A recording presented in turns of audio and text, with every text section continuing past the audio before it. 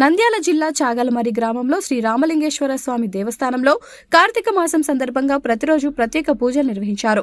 పసుపు, కుంకుమాభిషేకం, పంచామృత అభిషేకం, ధూపదీప నైవేద్య కార్యక్రమాలు చేసిన అనంతరం అమ్మవారికి మహిళలు కుంకుమార్చన చేశారు. ఆలయ ప్రధాన అర్చకులు ప్రసాద్ మాట్లాడుతూ ప్రతిరోజు శ్రీ రామలింగేశ్వర స్వామి వారికి ప్రత్యేక హారతులు సమర్పిస్తున్నామని చెప్పారు.